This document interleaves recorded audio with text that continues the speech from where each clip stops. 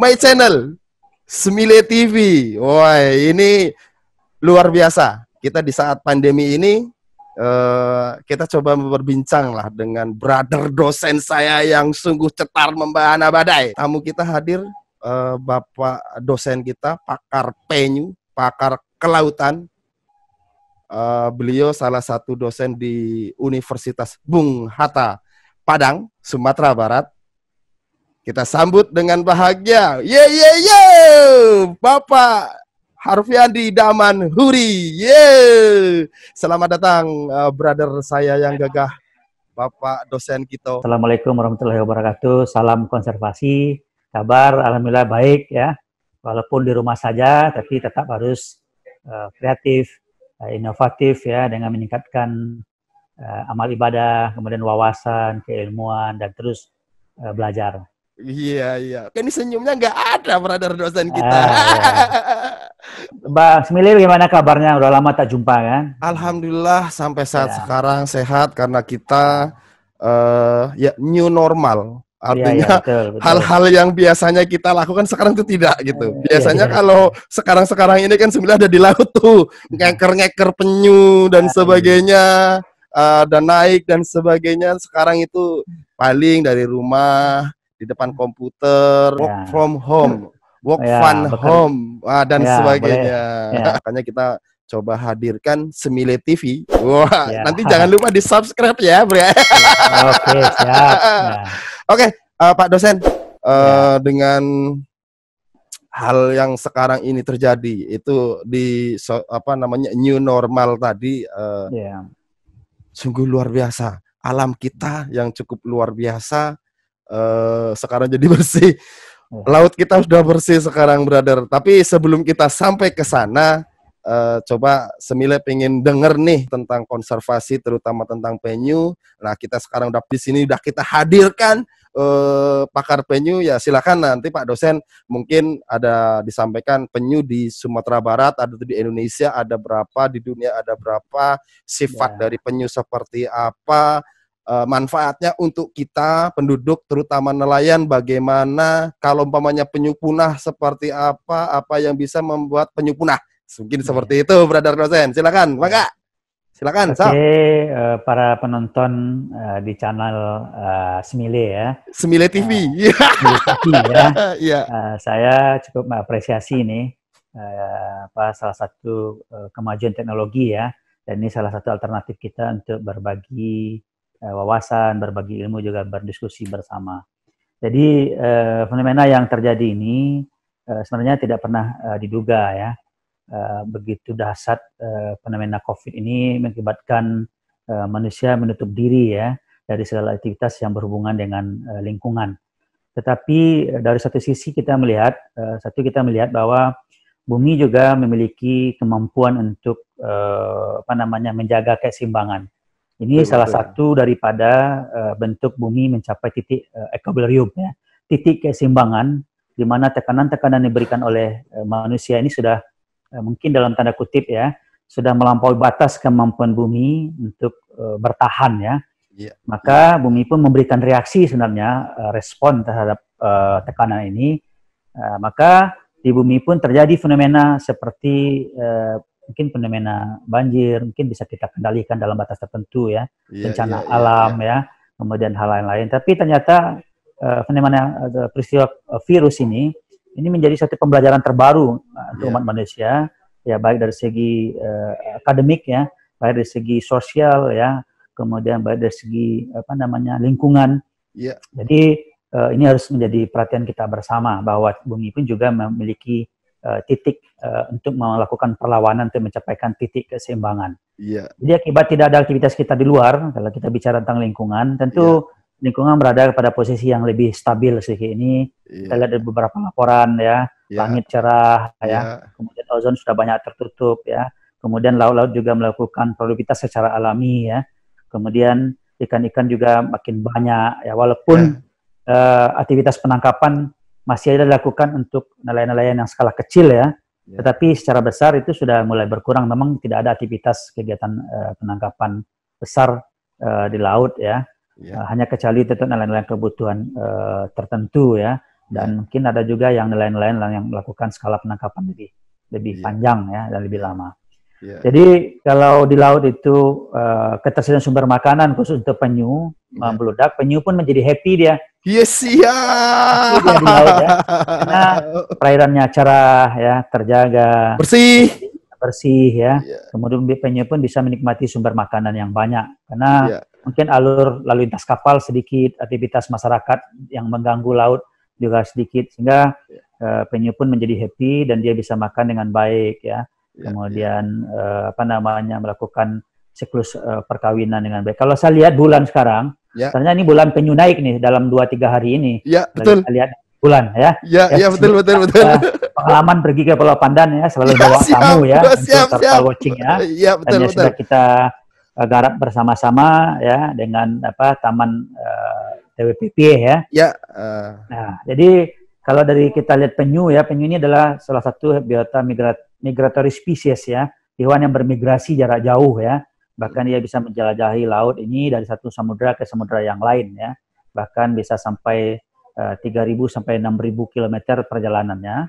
Maka di dunia ini ada yang mengatakan 6 jenis penyu, ada yang mengatakan 7 jenis penyu ya. Itu mungkin perlu kita perdebatkan ya. Karena masing-masing ahli itu punya dasar dalam penentuan jenisnya.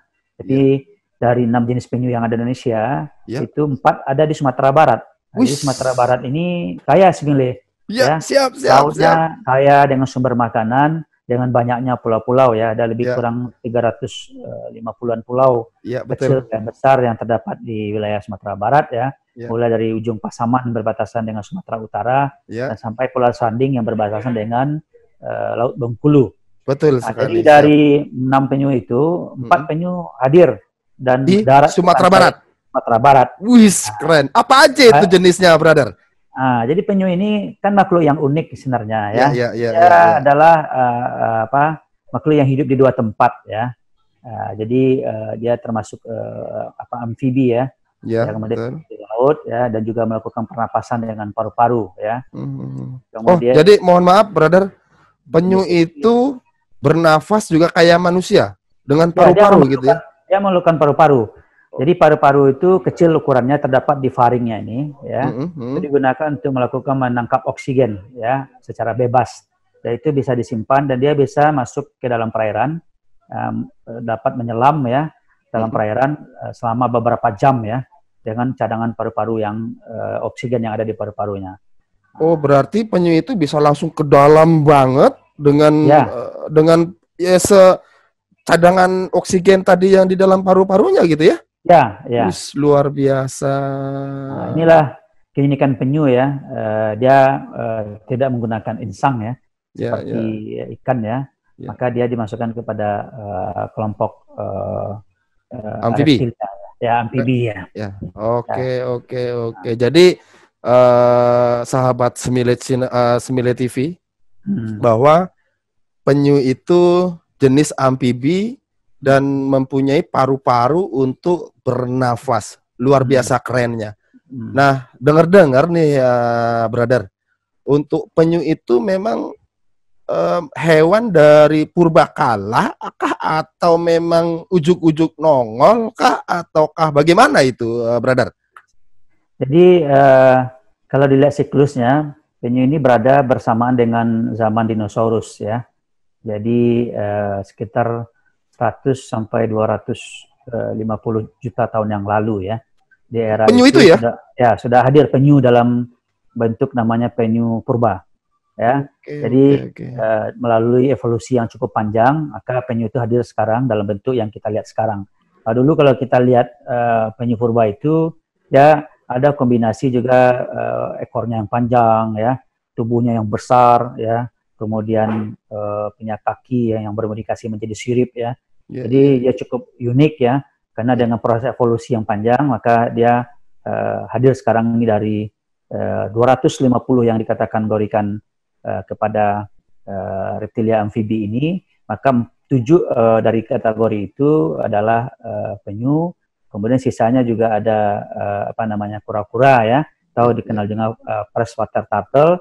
Kemudian dari penyu ini kakinya berubah bermodifikasi menjadi sirip ya. Jadi maka dia hidup di laut dan dia juga memiliki kemampuan pernapasan menggunakan paru-paru yang ada di faringnya ini. Jadi itulah yang digunakan untuk ketika dia naik ke permukaan mengambil nafas, kemudian dia menyimpannya, kemudian dia bisa berenang beberapa jam di dalam laut yang cukup dalam ya, sampai kedalaman 100 meter lebih ya. Dan bisa berenang dan sambil makan juga. Nanti kalau cadangan paru-parunya oksigennya sudah habis, dia akan naik ke permukaan lagi dan mengambil nafas kembali. Mengambil oksigen tersebut gitu ya? Ya. Oke. Apa sih perbedaan antara penyu dengan kura-kura, brother? Karena bentuknya tuh hampir-hampir mirip kayak gitu loh.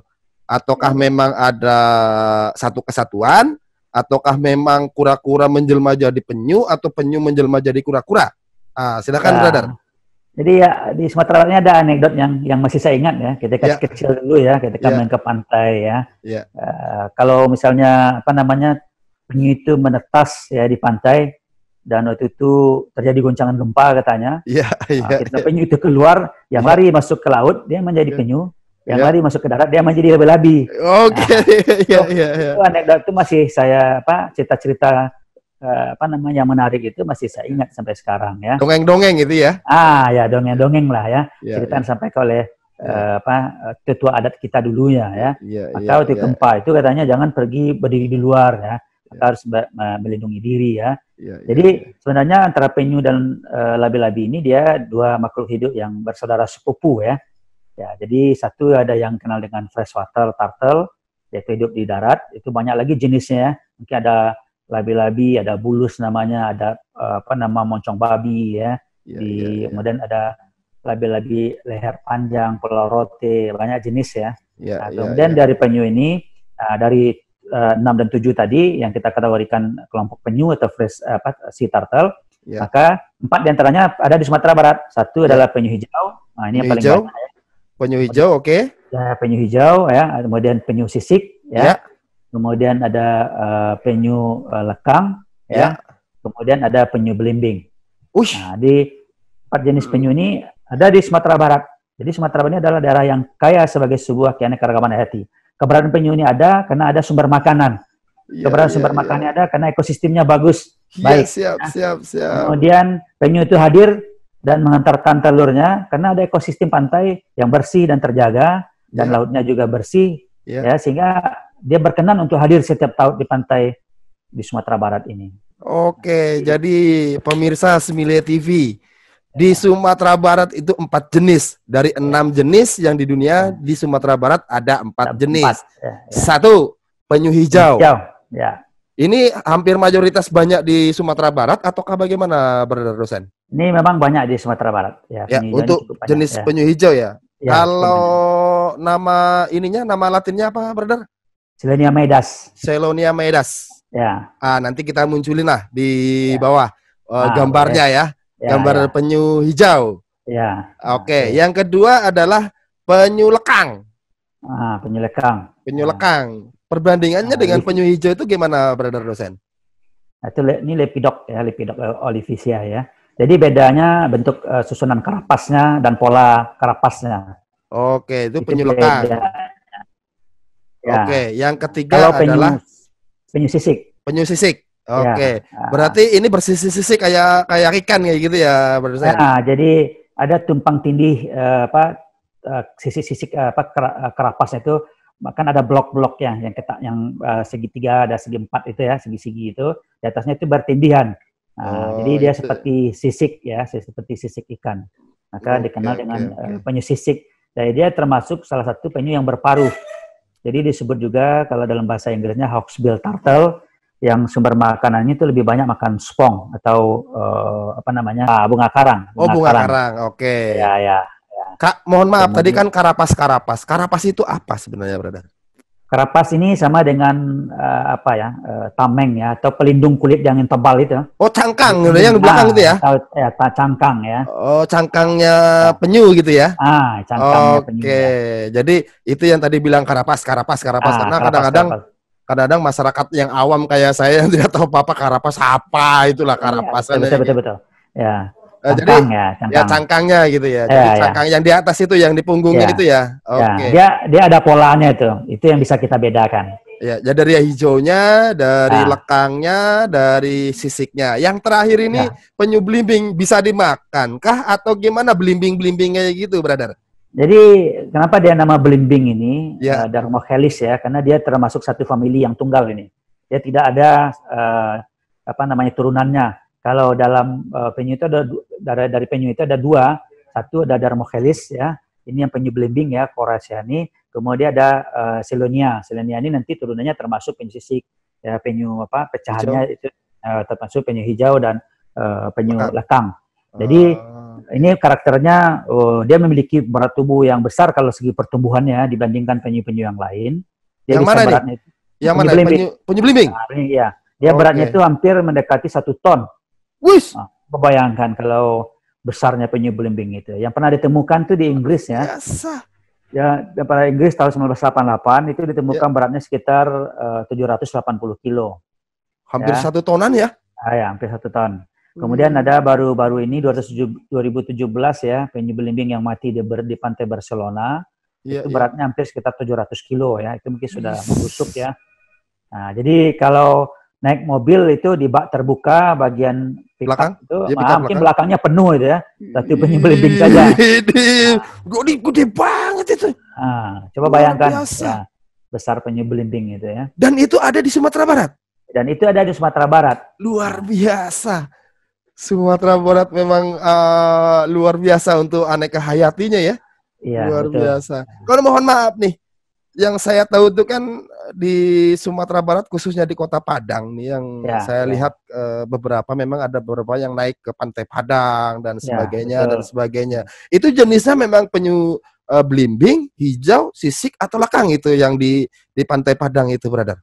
Kalau di Pantai Padang, sisik juga ada naik, ya, lekang juga ada naik, ya. Karena terakhir dulu 2004 atau 2005, ya, kalau saya masih tidak salah, ya.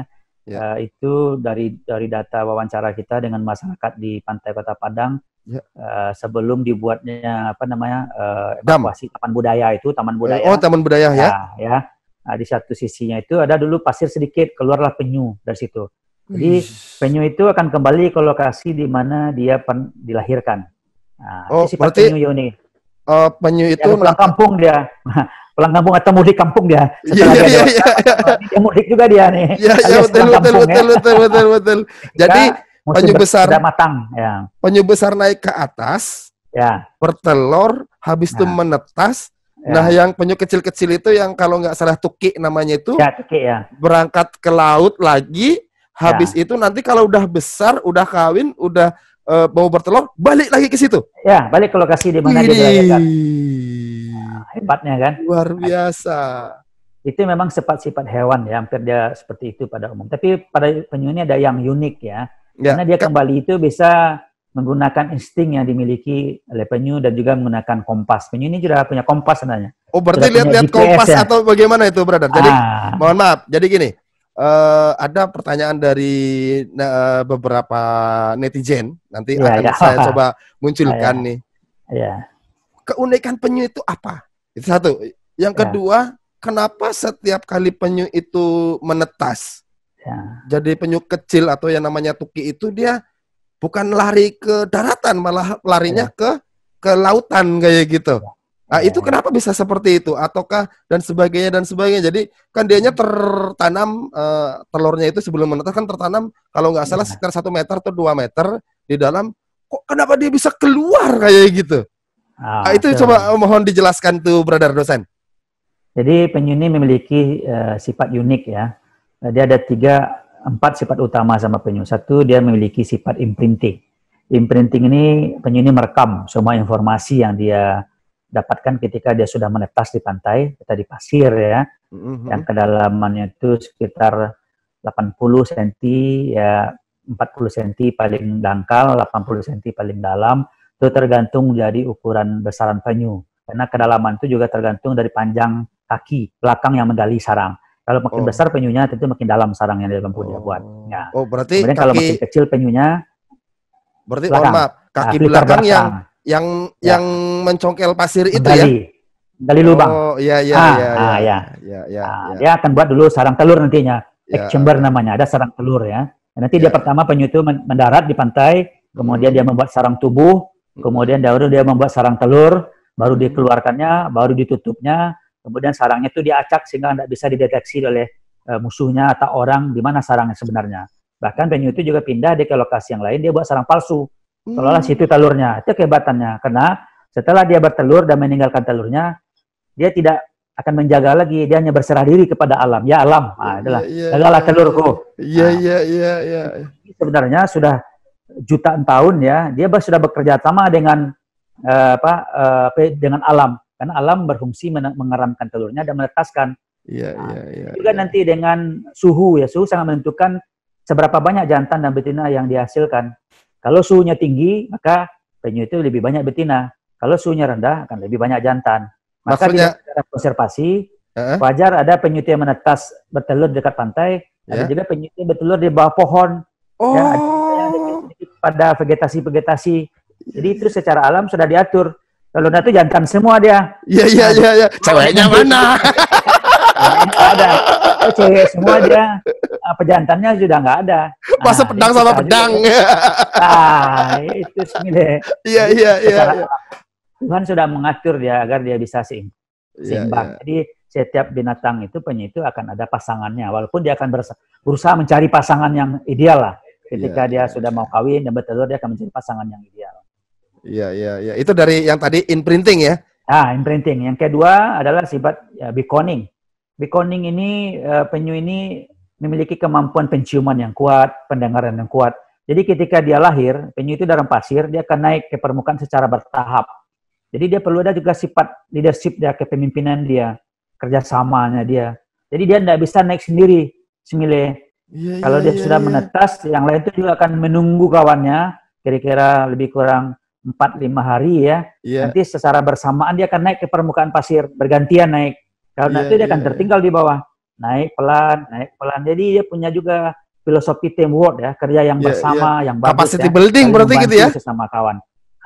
Ya sama dengan COVID sekarang lah, kita harus saling membantu sesama umat. Iya. Kita bisa belajar dari kisah penyu ini. Penyu aja bisa kerjasama sama manusia yang punya kecerdasan yang luar biasa, nggak bisa gitu ya? Gitu. Iya, benar. Setelah dia sampai ke permukaan, pasir itu akan turun sedikit ya. Karena sampai di permukaan, nanti dia akan mendengar suara ombak, akan mendengar suara angin, arah angin, dia akan mencium bau-bauan juga. Maka setelah itu, setelah matahari terbenam, ya, dia akan keluar ketika gelap. Ketika gelap itu dia menggunakan indera tadi, beckoning tadi, indera penciuman, indera pendengaran, dan insting yang dia miliki. Sehingga dia akan bergerak ke arah arus, ke arah ombak. Dia tahu itu ombak itu berbunyi besar ya, dan ia memang diciptakan untuk menghadang ombak besar itu. Ketika dia sudah masuk laut, dia akan merekod semua informasi di lingkungan tadi, mulai dari pasir tadi, bau pasir, mungkin dari segi kedalaman, area lingkungan, bau bunga, vegetasi. Kemudian dia baru masuk ke laut, dia berenang itu sekuat tenaga lebih kurang 1 minggu dengan cadangan makanan yang sudah ada di penyu tersebut. Jadi kalau penyu itu baru menetas, itu ada cadangan makan di perutnya. Apa namanya itu? Kuning telur itu. Kan ada kuning. Iyok namanya ya? Yok namanya. Oke. Itu dibawa-bawa sama anak penyu tadi gitu ya? Ya, tuki penyu tadi. Jadi setelah dia masuk laut, dengan energi kuning telur tadi, dia akan berenang sejauh dari beberapa laporan penelitian, itu separuh dari mentawai lah. Dia bisa berenang. Jadi kalau mentawai itu sekitar 120 mil dari Padang, dia dengan yok yang ada itu sekitar 1 minggu, dia akan berenang sejauh 60 mil, kira-kira untuk menyelamatkan dirinya. Luar hebatnya biasa. Luar biasa. Itu tadi yang kedua. Yang ketiga, brother?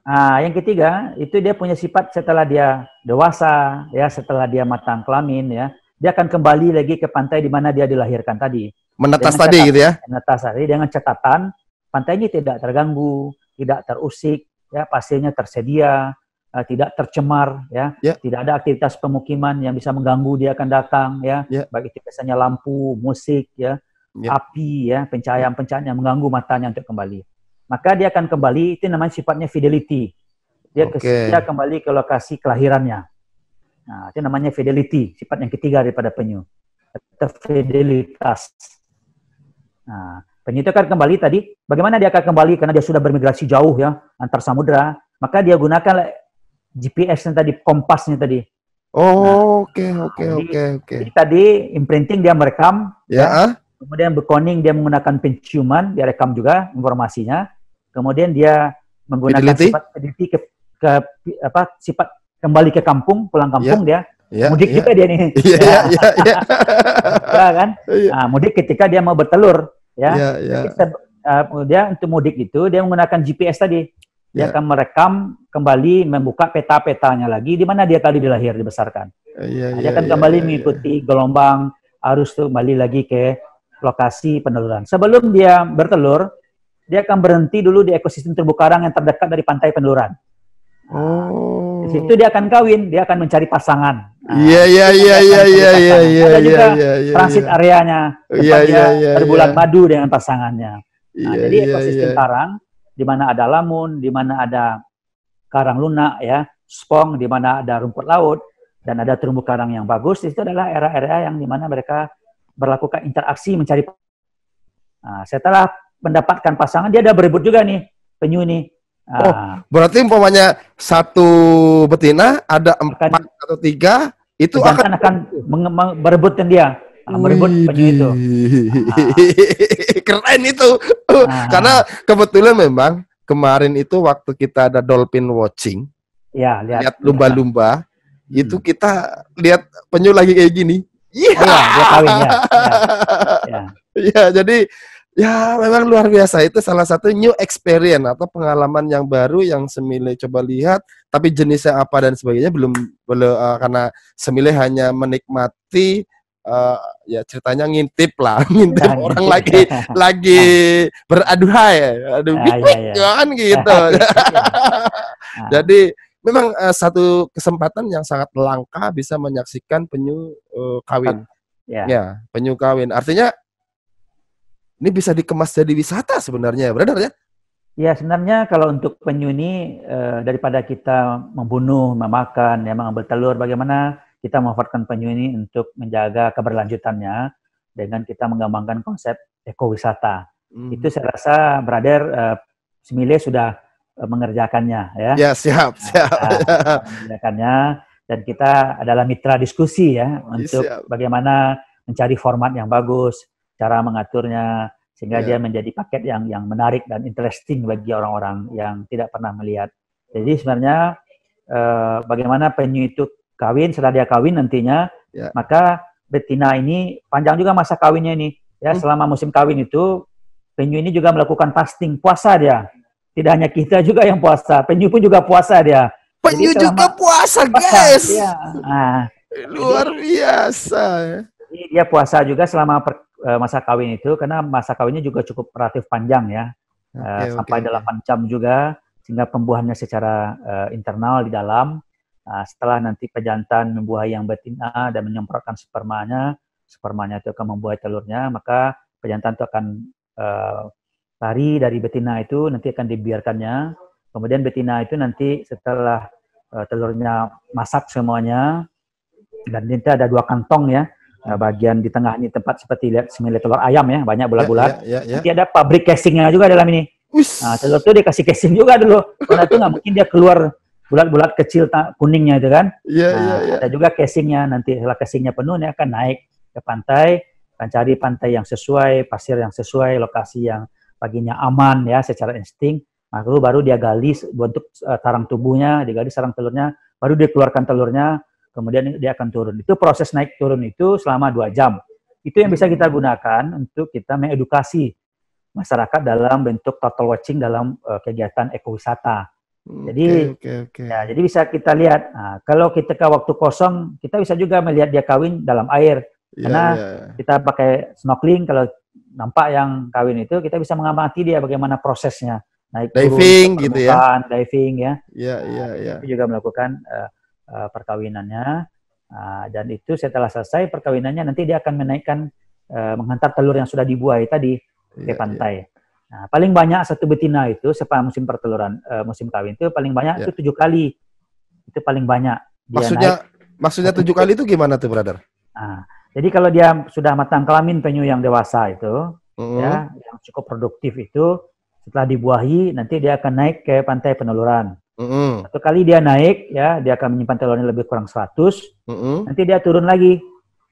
Ya, dalam 10 dan 12 hari, ada juga yang 15 hari, dia akan naik lagi. Ngantar penyu tadi, ngantar telur tadi. Satu yang tadi ya. Nah, naik juga penyu itu, kemudian dia turun lagi, maka 10 atau 11 hari atau 15 hari dia naik lagi, tergantung pada pasang dan bulan. Ya kan? Dia naik lagi, maksimum satu telur itu yang produktif dia akan naik sampai 7 kali. Kalau dia produktivitasnya bagus ya. Karena penyu ini juga ada yang sehat dan juga ada yang kurang sehat, samalah dengan kita ya. Kemudian minimum itu biasanya 4 kali. Setelah selesai dia peneluran itu, kita kali rata-rata dia ada di itu sekitar 5 satu siklus itu. Nah, di lokasi itu. Setelah itu baru dia bergerak sampai 1.000, 2.000 jelajahnya, 3.000 kilometer jelajah penyu itu untuk pergi mencari makanan dan berbuaya. Kembali dia lagi nanti ke lokasinya itu dengan menggunakan sifat teliti dan sifat kompasnya tadi atau punya magnetisnya tadi, maka paling cepat itu 2 tahun, paling lambat itu 4 tahun. Balik lagi ke tempat tadi gitu ya? Ya, balik ke tempat tadi. Gitu. Mohon maaf nih, brother. Ya. Penyu itu kan pasti punya umur. Ya. Hari, 2 hari, 1 tahun, 2 bulan, dan sebagainya lah. Ya. Nah, masa penyu itu sebenarnya kan tadi sampai ratusan tahun. Ratusan tahun. Nah, penyu itu dewasa itu untuk bertelur setelah dibuahi tadi adalah kira-kira umurnya berapa? Kalau umpamanya manusia kan ada yang seventeen dan sebagainya dan sebagainya. Nah, kalau indukan atau cewek penyu itu sebenarnya di umur berapa dia akan naik menggali lubang dan bertelur tadi? Dan mohon maaf, apakah penyu tadi dari jenis yang 4 tadi, dari hijau, lekang, sisik, dan belimbing tadi yang segede gaban, itu jumlah telurnya sama, bentuknya sama, umur penyunya itu sama atau berbeda-beda atau bagaimana? Jadi tergantung besaran penyu. Jadi ukuran telur itu tergantung besaran penyunya juga. Kemudian umur juga begitu, termasuk dia matang kelamin atau maturity ya, dewasa ya. Jadi beberapa ahli mengatakan ada yang penyu itu umur 20 tahun, kalau di alam itu dia sudah matang, sudah siap untuk kawin. Nah, ada juga yang mengatakan ada umur yang 30 tahun di alam, khusus penyu belimbing ya. Ada yang mengatakan 35 tahun itu sudah kawin dia, sudah matang. Jadi rata-rata kita mengasumsikan ya umur 20 sampai 30 tahun itu kalau penyu di alam dia sudah dianggap dewasa kelamin dan siap untuk kawin.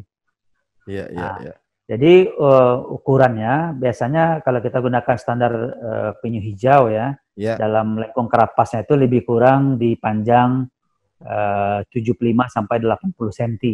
Oh, karapasnya ya? Panjang. Ya, yang panjang, atau cangkangnya panjang.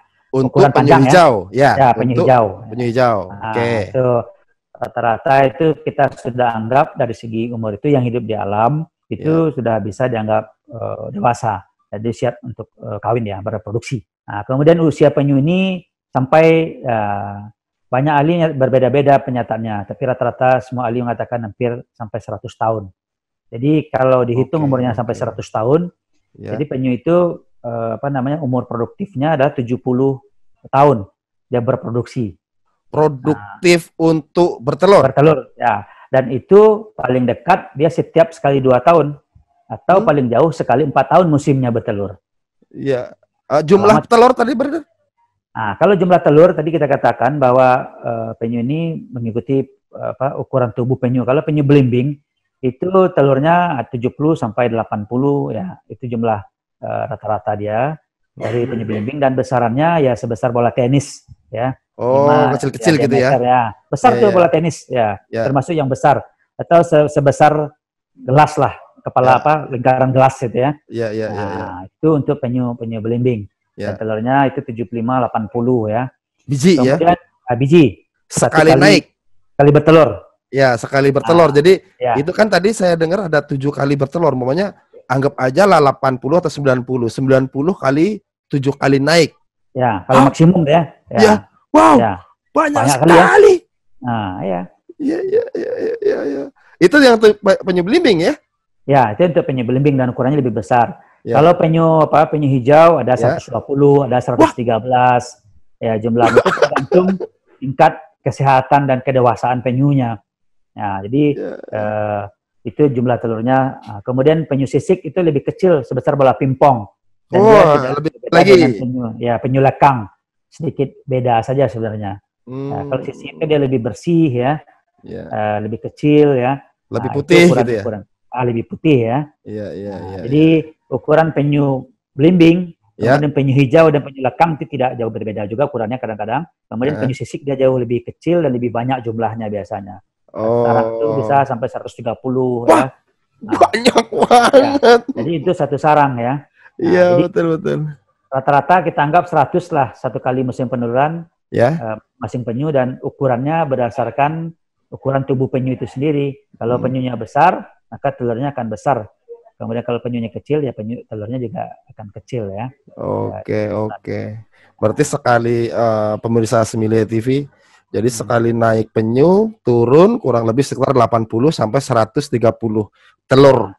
Habis itu kalau 3 kali, 4 kali, 5 kali, bahkan sampai 7 kali, kalau memang kondisinya telur itu bagus, artinya pembuahannya bagus, penyu sehat dan sebagainya, 700 satu penyu. Woi, bayangkan tuh, banyak banget penyu telur penyu yang berjejer-jejer dan sebagainya. Nah, mohon maaf nih brother, setelah menetas kondisi tersebut kan mereka perbandingan kalau umpamanya dari 100 telur penyu untuk menetas itu hampir semuanya menetas, atau mungkin ada yang gimana tuh brother? Jadi kadang-kadang ada juga telur penyu itu tidak menetas karena ada penyu telur yang infertil ya. Karena ada juga tingkat kedewasaan penyu itu. Kalau dia pemula biasanya banyak telur-telur yang kecil ya, yang itu tidak menetas ya. Tapi kalau dia sudah lebih berumur dan dewasa ya, udah berpengalaman lah Semile ya. Telurnya lebih sehat ya, makanan juga lebih mencukupi ya. Jadi hampir semuanya kalau dia tidak terganggu di alam, dia akan menetas 100%. Nah, kalau dia tidak terganggu. Tapi kalau di alam ini kan banyak gangguan Semile ya. Pertama, jadi ada semut merah yang suka makan telur penyu itu. Kalau dia sudah berlubang, kemudian dia akan jadi proses pembusukan. Nah, pembusukan itu juga berdampak kepada telur-telur di sekitarnya. Atau juga ada telur penyu itu kalau dia bertelur di dekat pohon, kadang-kadang ada telur penyu itu yang sampai diikat oleh akar pohon ya. Jadi telur penyu itu sudah nampak garis-garis akar pohon. Seperti di Angkor Wat ya, candi itu ya. Ada pohon besar kan. Betul. Itulah kira-kira ya. Kalau seperti itu ya. Kemudian juga ada telur yang tidak menetas, tapi umumnya kalau di alam yang tidak terganggu itu hampir mendekati 90% sampai 100% menetas. Luar biasa memang ya. Setelah kemudian itu jumlah telur yang selamat untuk menjadi induk ini perlu juga kita jelaskan. Banyak orang berasumsi 100 telur akan satu menjadi indukan atau mereka kembali menjadi besar dan menjadi induk. Tapi sebenarnya bukan 100 ya, itu 1000. Jadi 1000 telur ya, itu sekitar satu yang akan bekal menjadi induk kembali. Siklusnya yang panjang, tingkat kerawanan kehidupannya yang tinggi, risiko kematian tinggi ya. Apalagi lokasi-lokasi itu sudah dikuasai oleh masyarakat lokal. Betul. Mereka, tempat berkebunnya mereka, kemudian penyu itu sebagai mata pencaharian mereka juga. Maka telurnya diambil dan dijual. Nah, itu yang terjadi di Pantai Padang beberapa tahun yang sekarang sudah tutup ya akibat adanya kegiatan gerakan KPP ya, Forum Koordinasi Pelestari Penyu itu ya. Jadi kita mengedukasi juga melakukan tindakan sehingga dari 1000 tukik yang bertelur itu, telur menetas menjadi tukik, itu hanya 1 atau 2 akan menjadi induk kembali dewasa. Luar biasa. Jadi mohon maaf nih brother, dari yang tadi umpamanya kita ambil angka kotor aja lah, satu penyu menetas 1 kali sarang berarti 100 kali 7 kali umpamanya berarti 700 untuk satu penyu ya. 700 itu keluar jadi tukik, jadi anak penyu, habis itu survive, belum tentu 700 itu jadi. Belum tentu. Astaga. Nah, itulah makanya penyu ini perlu kita lindungi, karena populasinya di alam itu semakin lama semakin menurun di dunia ini. Mana-mana tempat pembantaian penyu ya, pembunuhan penyu, pengambilan telur, kerusakan ekosistem dan lingkungan, termasuk juga sumber makanannya, ya maka karang-karang dan ekosistem lamun ya mesti kita jaga dan kita rawat sehingga itu menjadi media untuk penyu makan dan kawin. Jadi dari 1000 tukik ya telur yang menetas itu akan menjadi induk ya, bakal induk itu 1 atau 2. Coba bayangkan, karena proses pertumbuhannya yang lambat, metabolismenya juga pertumbuhannya lambat penyu ini ya. Akan menjadi dewasa itu sampai 20-30 tahun baru dia menjadi matang. Setelah itu dia banyak lawan juga ya. Kemudian apa namanya, predatornya juga banyak di laut ya. Masa kecil tuh ada ikan-ikan yang memakannya juga. Kemudian kalau dia besar juga ada ikan-ikan yang menyerangnya juga. Kemudian karena laut sudah tercemar selama ini, bahkan beberapa penyu itu juga memiliki penyakit ya, terinfeksi ya. Ada matanya yang bengkak, juga ada tumor yang tumbuh di lehernya. Banyak juga gangguan-gangguan secara alami sama dia. Jadi untuk itu kita perlu menjaga dan memperhatikan ekosistem penyu secara keseluruhan. Tidak hanya kita melindungi penyu saja, tentu kita juga melindungi penyunya sendiri, melindungi sumber makanannya, pangan ini. Nah, kalau kita ya juga melindungi dan menjaga rumahnya juga atau papannya juga. Jadi penyu ini kalau kita lihat ada juga perlu pangan dan juga perlu papan. Karena perlu dijaga juga. Jangan sampai diganggu gitu ya. Nah, kalau dia diganggu, kita tidak bisa menikmati. Kegiatan-kegiatan konservasi penyu ini sekarang kan cenderung kepada berbasis alam ya, kepada ekowisata, dan tidak semua orang bisa menikmati. Nah, maka marilah kita ingin kalau melihat bagaimana proses penyu itu bertelur, bagaimana dia berjuang di lautan, bagaimana prosesnya dia menetas, bagaimana dia keluar dari sarangnya itu, maka mari kita kunjungi site lokasi penyu secara alami. Kita urus ya. Betul. Bisa urus ya. Bisa, insya Allah. Tapi memang benar. Jadi gini, brother. Dari 1000 tukik yang keluar atau survive di lautan luas, samudra luas, belum tentu dari 1000 tersebut menjadi penyu pejantan atau penyu betina yang siap naik lagi mengantarkan telur penyu. Nah, dulu yang tadi saya pernah brother dosen sampaikan adalah dulu di Kota Padang ada yang namanya jual beli telur. Mungkin dalam artian di sini mereka tidak mengerti sebenarnya untuk apa sih, untuk melindungi penyu dan sebagainya. Dampaknya untuk nelayan atau untuk masyarakat pinggir pantai itu apa gitu, hubungannya itu apa ya. Penyu jalan-jalan sendiri, bertelur sendiri. Kalau mungkin telurnya itu bisa kita makan, kita jadiin obat dan sebagainya, ya silahkan, nanti kan akan datang lagi. Nah, mungkin masyarakat awam pada umumnya tidak memahami seperti itu.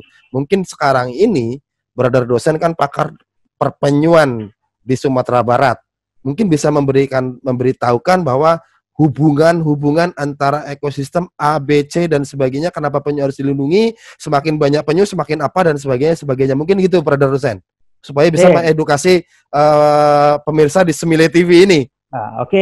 Semile memang luar biasa nih pertanyaan-pertanyaannya ya. Sampai ke jantung ya. Ya karena begini, mohon maaf brother, penyu itu kalau menurut saya unik, bagus. Dan jangan sampai nanti anak cucu kita tidak bisa melihat, memegang penyu atau melihat dengan mata kepala sendiri, hanya cuman sekedar melihat di gambar saja. Jangan sampai seperti itu. Wah, nanti dibilang hoak, oh kakek ini hoak, mana ada penyu dan sebagainya. Ini cuman gambar doang, tidak bisa melihat dan menyaksikan. Mungkin ke situ arahnya, brother. Silakan. Jadi kalau kita lihat penyu, apa peranan penyu? Jadi penyu ini memiliki nilai penting ya. Saya sudah melompokkannya ada 10 nilai penting ya. 10? Jadi, ya, ada 10 nilai penting pada penyu ini ya. Lihatin saja satu ya. Pertama, tentu penyu ini secara ekonomi punya nilai penting ya. Nah, karena di penyu ini juga ada nilai ekonomi. Itu kita tidak ekonomi eksploitatif namanya. Tidak dengan kita membunuh, kemudian menjual kerapasnya, kemudian menjual dagingnya. Tidak kita mengambil telurnya dan menjual. Tapi tentu nilai ekonomi yang bisa memberikan keberlanjutan kepada mereka dalam bentuk apresiasi kita, ya, atau juga nilai-nilai warisan yang mungkin itu namanya dalam valuasi ekonomi ada nilainya, itu kita bisa hitung ya. Satu ya. Kemudian yang kedua, penyu ini memiliki nilai edukasi, di mana dari penyu kita bisa belajar tentang kehidupan, dari penyu kita juga belajar tentang kerjasama, Dari penyu kita juga bisa belajar tentang kebersihan lingkungan. Karena penyu itu kalau dia bertelur pada pantai yang bersih, dia tidak mau pantai yang tercemar ya, dan yang terjaga secara alami ya. Nah, itu kemudian penyu juga sebagai sumber ilmu pengetahuan ya, di mana penyu ilmu pengetahuan ini banyak hal-hal yang belum kita tahu tentang penyu, bagaimana proses keberlanjutan kehidupannya dari umur 0 hari sampai dia 30 kemana perginya. Bahkan beberapa ahli nyatakan ada penyu ini dikenal dengan lost year, tahun yang hilang. Kita tidak tahu kemana dia pergi. Nah, jadi nanti setelah dewasa baru kita lihat dia tahu. Baru ini penyu kembali ya. Banyak ilmu-ilmu. Kadang bahkan beberapa artis Hollywood ya menyumbang jutaan untuk konservasi. Dia ingin tahu kenapa penyu ini sampai berumur panjang. Zat apa yang ada dalam tubuhnya ya. Nah, ini sebagai salah satu media kita dari segi aspek ilmu pengetahuan ya. Nah, kemudian penyu ini juga punya nilai rasa persaudaraan ya antar negara, karena penyu yang ada di tempat kita dia juga berasal dari Malaysia, berasal dari India, dari Thailand, karena dia ada siklus perpustarian.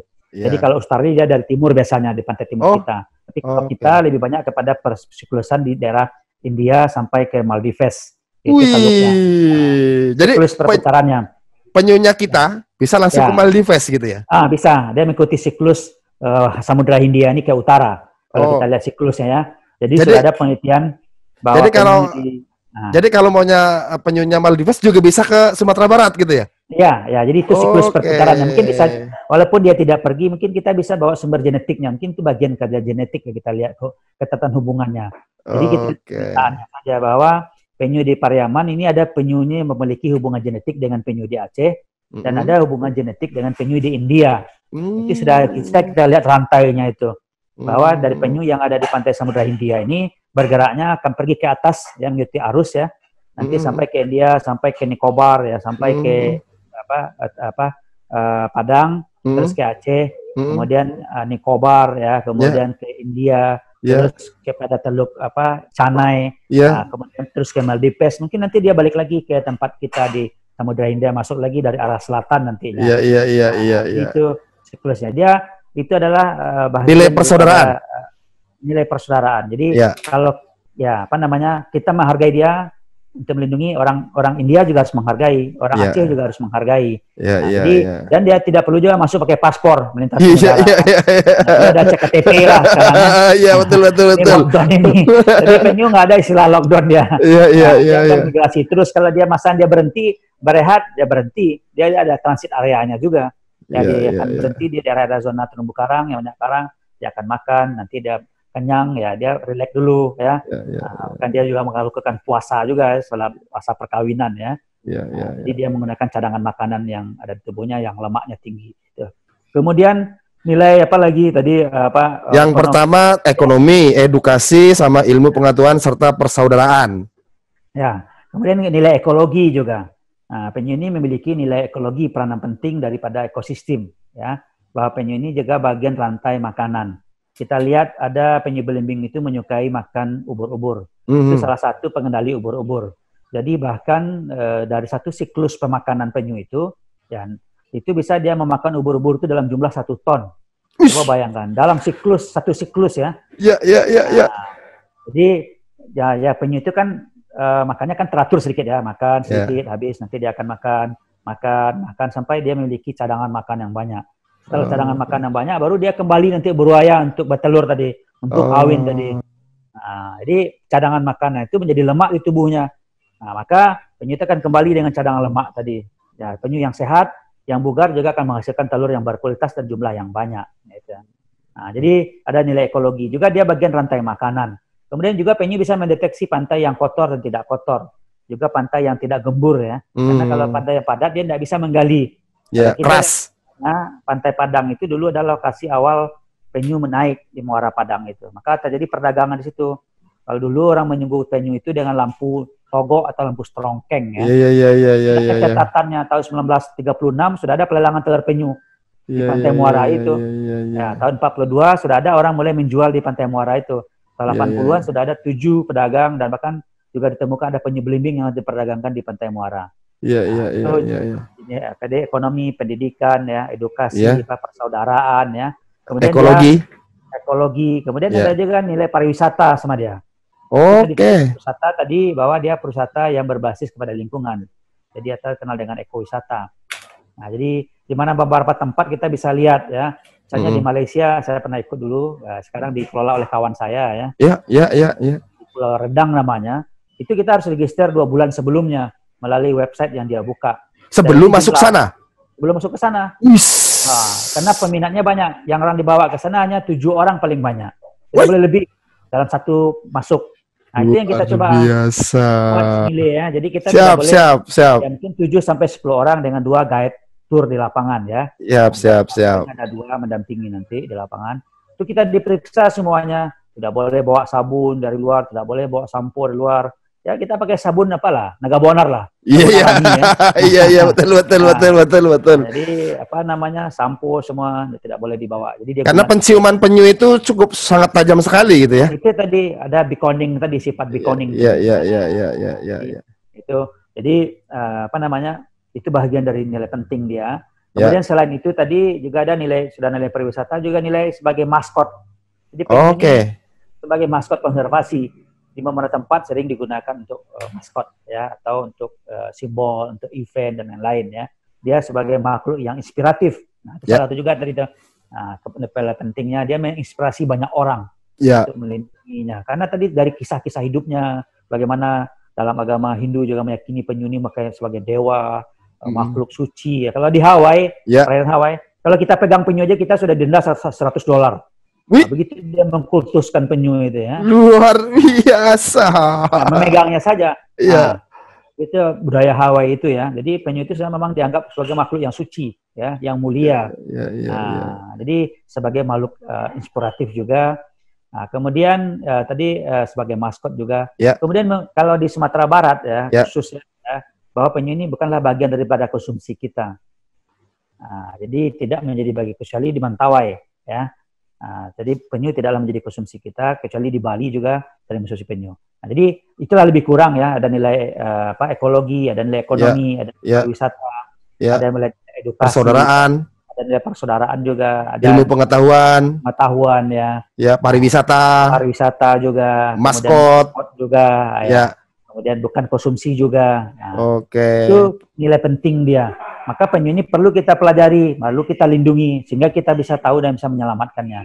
Kalau satu saat nanti penyu ini, apa yang kata Semile tadi, kita konsumsi terus, kita ambil terus telurnya, masa regenerasi dan tumbuhnya kan cukup lama, cukup panjang ya. Nah, dia memerlukan effort atau usaha untuk bisa dewasa itu 30 tahun dengan berbagai macam lawan. Kalau dia naik di permukaan, tuki itu akan diambil oleh burung. Nah, kalau dia turun di bawah, akan diserang oleh ikan.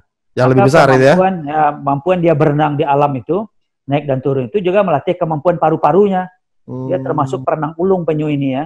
Nah, melatih kemampuan paru-parunya. Maka kalau penyu-penyunya dipelihara, itu paru-parunya nggak kuat untuk bergerak dan menjelajah laut yang luas ini. Berarti bawa penyu yang sudah ditangkarkan tuh. Mohon maaf, brother. Penyu-penyu yang besar, kan Semile juga pernah lihat satu penyu itu dianya di dalam kotak ya, ukuran mungkin 1 meter kali 1 meter. Nah, sebenarnya itu untuk penelitian atau untuk hobi atau untuk apa? Itu pertanyaannya. Yang kedua adalah survive-nya dia dengan kondisi seperti itu, kalau kita lepas di lautan luas, saya jamin tidak akan lebih kuat dari yang di alam belajar, mungkin gitu ya, brother, atau gimana? Ya, jadi sebenarnya kita kan di Indonesia ini ada 2 pendekatan terhadap konservasi ini. Ada konservasi itu yang memang untuk edukasi, berbasis edukasi ya. Kemudian ada konservasi itu memang pure konservasi atau murni konservasi. Jadi konservasi murni itu tidak ada campur tangan manusia banyak lah. Jadi dia bertelur di alam dan dibiarkan di alam, kemudian dia akan menetas dan dia akan kembali ke alam. Nah, untuk kawasan-kawasan penyu yang ada edukasi itu pada awalnya adalah untuk memberi edukasi kepada masyarakat. Tapi sekarang paradigma itu harus kita rubah. Karena yang kita rawat dan kita jaga itu sebenarnya adalah penyu-penyu yang sakit, yang bersiko. Karena kan penyu itu juga ada yang cacat. Saya sudah menemukan penyu itu yang tidak ada kaki keempat-empatnya. Juga penyu itu yang hanya ada 2 kaki di depan saja, di belakang nggak ada. Itu saya temukan di Pulau Kasih dan juga saya temukan di Agam gitu ya. Jadi nggak ada dua kakinya. Kemudian kakinya itu mengecil. Karena itu bisa juga pengaruh dari pencemaran lingkungan yang mengakibatkan dia tidak tumbuh normal. Jadi itu yang kita rawat, itu yang kita jaga, dan itu yang kita pelajari.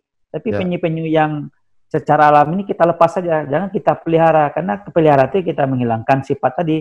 Ada sifat imprinting, ada sifat cloning, ada sifat kemampuan dia menjadi penjelajah ulung tadi, dengan kompas yang dia punya tadi. Jadi dia akan susah. Karena kita udah ada penelitiannya. Tahun 2000-an saya udah memelihara penyu itu untuk penelitiannya di kampus. Dan itu setelah umur 2 tahun, saya bawa dia ke Pariaman waktu itu. Kita ada kegiatan pelepasan cukik ya dalam edukasi ya bersama Bupati waktu itu. Nah, penyu yang saya bawa ini nggak mau dia berenang ke laut lepas itu. Karena dia sudah terbiasa dalam kotak tadi. Orientasinya juga pendek. Ya.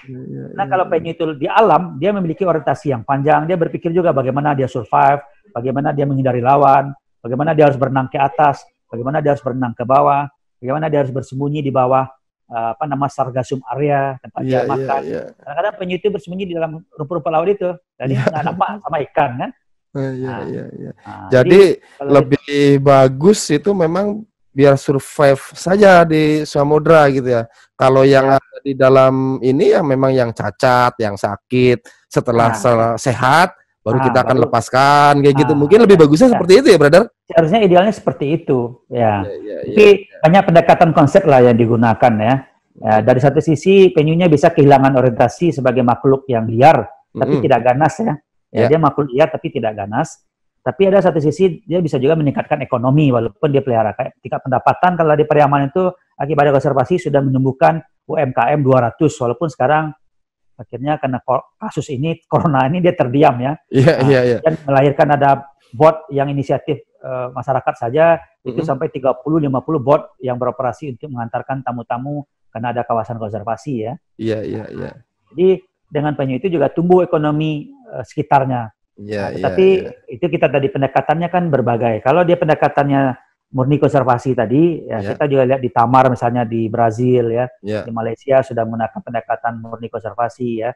Juga ada di Cape Verde ya, yang banyak penyu lekang itu juga pendekatan murni konservasi. Jadi penyu yang bertelur, kemudian kalau dia kurang aman ada sedikit perlakuan tangan manusia dipindahkan ke lokasi yang aman, sehingga dia melakukan penetasan secara alami bisa 1% juga. Nanti baru dia lepas ke alam. Nah, kemudian di dalam konsep penangkaran itu seharusnya ada dokter hewan yang membantu. Yang ada di tempat tersebut gitu ya? Oke. Lahir juga lah nanti ya, apakah klinik tartar klinik ya.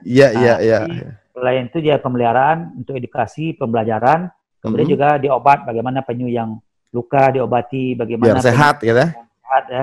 Yang ada tumor di matanya, kemudian ada penyu itu kakinya yang tergigit juga, digigit oleh ikan putus kakinya. Nah, ada juga ada karapas yang luka, kemudian ada tritip-tritip yang tumbuh, kemudian dia bisa mengakibatkan penyu itu menjadi sakit ya. Cukup luar biasa memang ya, harus ini ya. Jadi penyu ini cukup luas ilmunya Pak Smile ya. Siap. Lihat dari satu aspek saja. Jadi penyu itu bisa kita lihat dari aspek tadi, ada ekonominya, ada kesehatannya juga, ada lingkungannya juga, ada pemberdayaan masyarakatnya juga, kemudian ada nilai pentingnya juga, kemudian ekowisatanya juga. Jadi banyak aspek bisa kita masuk. Dan semua ilmu bisa masuk di sana. Bagaimana kita mendeteksi perjalanan penyu ini sejauh berapa kilometer itu orang menggunakan satelit telemetri yang dipasang di punggung penyu itu.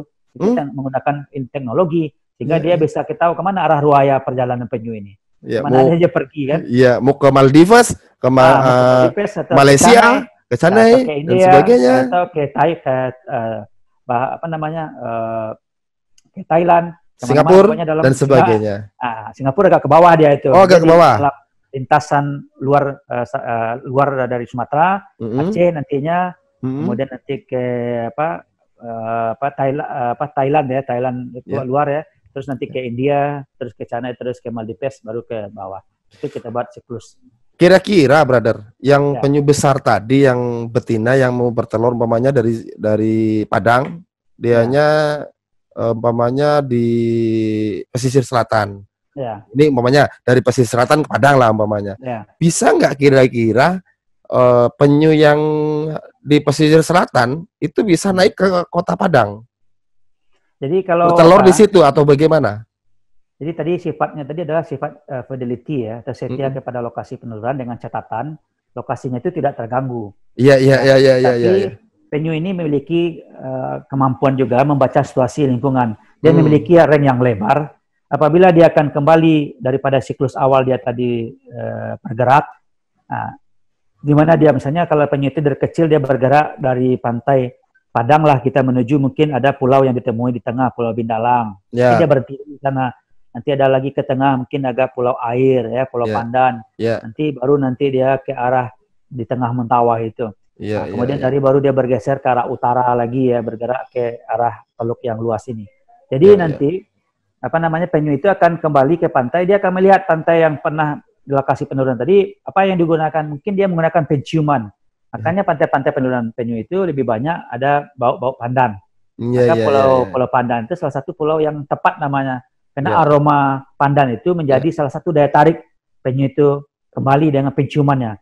Jadi ada angin dari pulau nanti ke bawah ke laut, penyu itu akan naik ke permukaan. Dia akan lihat dulu situasinya Smile. Kalau dipasang kamera di atas kepalanya itu, dia akan cinguk gitu ya. Cinguk dia di mana pantai yang bagus ya. Dia lihat dulu. Dia orientasi dulu di sore-sore hari itu nampak dia akan naik tuh.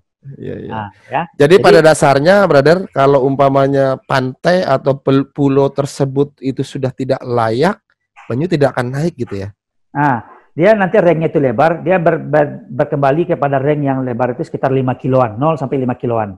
Oh, jadi dari tempat menetas tadi gitu ya? Ya, ringnya 5 kilo. Dia naik, misalnya bertelur di Pantai Pangeran. Bisa saja dia naik di Pasir Jamba. Bisa saja dia naik di pantai mana yang ringnya cukup lebar ya, 5 kiloan. Itu dia akan naik ya. Tetapi kalau di pulau, misalnya kayak dia misalnya sama dengan kita, sekali kita makan di restoran A, sekali restoran B, sekali restoran C. Juga itu penyu itu, mungkin dia akan cari makan di Pulau Pandan, mungkin dia akan cari makan di Pulau Pie. Itu ditandainya tuh setiap siklus dia makan sampai besar tuh. Nanti dia akan kembali lagi ke pulau itu sebelum dia ke Pantai Padang. Jadi sudah ditandain. Oh, Padang lagi kotor nih, lagi tercemar nih, lagi geser gitu ya. Geser dulu dengan catatan lokasi yang pernah dilaluinya. Yang pernah dia juga makan di situ. Berarti daya imprintingnya itu luar biasa. Daya imprintingnya keluar. Iya. Ini di Padang udah lockdown nih. Jadi geser ke sana gitu ya. Saya bertanya di sini dulu nih. Iya. Sudah terganggu lah. Itu Smile. Jadi kalau saya lihat kondisinya itu adalah penyu itu sangat membantu kita sebagai, saya sebagai seorang nelayan itu sangat membantu sekali mungkin itu ya, brother. Artinya kalau umpamanya penyu itu sedikit, ini ada yang barusan WA ke saya, kayaknya yuk lagi seru ya ngobrol sama brother dosen ya. Coba tanyain nilai-nilai tadi kan udah kita tanyakan. Nah, sangkut pautnya dengan nelayan kan itu tukang mencari ikan saja. Berarti itu musuhnya nelayan karena berebut-rebut atau bagaimana itu, brother? Jadi penyu ini kan dia makanannya kan memilih juga nih ya. Dia tidak mau juga makan ikan yang besar-besar ya. Jadi dia makan pertama dari kalau dia kecil dia makan makanan yang kecil ya, lunak, udang-udang ya. Iya. Dia memakan lamun, dia memakan rumput laut yang lunak-lunak karena dia tidak ada gigi nih, brother. Ompong berarti ya. Giginya itu seperti apalah kira-kira amplas yang diadu amplas sama amplas. Karena besi penjepit itu di situ dia makanan itu kan. Itu dia akan kembali ke lokasinya, kemudian dia menggunakan orientasi kompas yang ada tadi, lokasi yang ada tadi ya. Nah, kemudian nilai pentingnya sudah ada. Kita jelaskan tadi. Kemudian apa tadi pertanyaan Smile? Perbandingan antara nelayan kan mencari ikan. Ya. Jadi ini penyu ini media indikator juga untuk kebersihan lingkungan. Kita kebersihan lingkungan dan prioritas perairan. Penyu akan hadir di lokasi terumbu karang yang baik, yang subur, dan itu menjadi lokasi yang pemancingan yang bagus juga untuk nelayan. Ketersediaan sumber ikan juga banyak.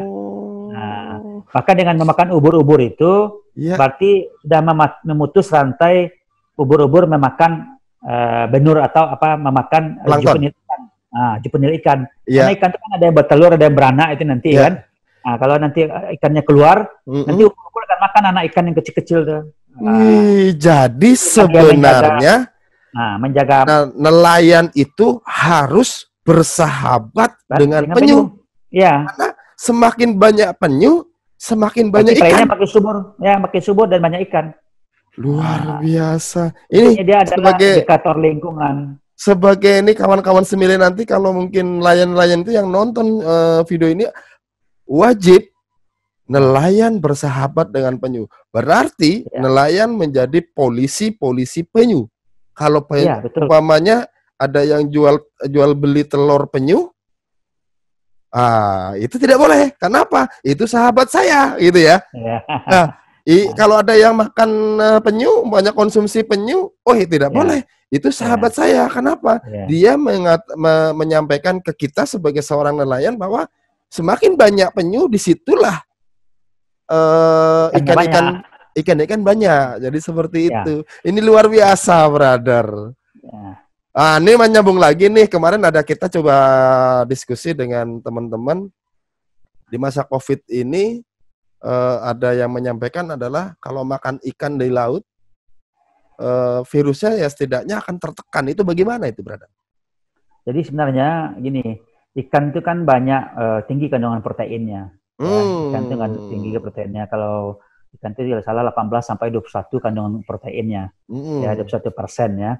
Jadi kemudian ikan itu juga memiliki asam amino esensial yang diperlukan oleh tubuh ya. Kemudian pada ikan juga ada omega 3. Jadi itu tidak dimiliki oleh sumber pangan yang lain ya selain daripada ikan ya, khususnya ikan segar ya, apalagi ikan tuna. Itu memiliki sumber-sumber protein yang bagus ya, esensial yang bagus ya, omega 3 yang bagus. Jadi kalau memakan ikan berarti kita meningkatkan daya tahan tubuh kita, kesehatan kita. Berarti kalau tubuh kita sehat, makan ikan yang banyak, maka tingkat imunitas kita tinggi dia. Jadi virus itu bisa kita lawan. Ya, virus itu tidak akan mendekat kepada orang yang memiliki daya imunitas yang tinggi. Dari mana dia dapatkan sumber daya imunitas yang tinggi tadi? Dari kandungan makanan yang sehat, yang bergizi. Yang bergizi itu apa? Ya, yang mengandung protein tadi. Ya, apalagi ikan memiliki omega 3 yang tidak dimiliki oleh sumber-sumber pangan yang lain. Berarti ini nih di saat pandemi seperti ini harus banyak makan ikan. Harus banyak makan ikan. Ikan mana? Ikan laut. Ikan lautnya mana? Yang segar, yang mengandung protein, vitamin dan sebagainya supaya imun kita lebih bagus, lebih kuat. Woi, luar biasa, brother dosen. Luar biasa ini perbincangan kita ini. Dari penyu, dari telur penyu, dari tuki, dari nelayan dengan harus bersahabat dengan penyu. Kenapa? Semakin banyak penyu, semakin banyak ikan. Apalagi yang namanya tadi penyu belimbing kalau nggak salah yang makan ubur-ubur ya. Ubur-ubur. Karena apa? Yang saya tahu adalah ubur-ubur memakan plankton dan zooplankton ikan atau benih-benih ikan. Jadi kalau semakin banyak ubur-ubur berarti benih-benih ikan itu akan dimakan sama ubur-ubur. Betul. Ya, jadi habis itu nanti penyunya datang makan ubur-ubur, ya nggak ini dong. Jadi rantai makanan atau rantai ekosistem laut akan terjaga dikarenakan ada penyu tadi. Oke, brother. Wow, luar biasa waktu ini tanpa sadar udah panjang ini. Ini kan diskusi-diskusi yang sudah lama kita tidak jumpa ya. Iya, memang udah sangat lama sekali. Ini bisa berbagi ya dengan semile. Di masa pandemi seperti ini, mau kemana-mana nggak bisa, wisata memang tidak ada yang buka dan kita harus menjaga jarak dengan tamu ya. Suka nggak suka, mau nggak mau kita harus hadapi gitu ya. Supaya kreativitas kita tidak mentok hanya di rumah, akhirnya kita membuka channel Erik Semile TV. Wah, gitu brother. Nah, harapannya adalah kita kan punya slogan di Erik Semile TV adalah Experience Tourism Explorer. Jadi kita mengemas konten-konten experience, pengalaman-pengalaman kita di wisata ini, kita nanti akan mengeksplor dan berbagi kepada penikmat channel Erik Semile TV, brother. Mudah-mudahan ada manfaatnya, bisa kita bagikan. Ya, kita berbagi pengalaman dan kebahagiaan, brother.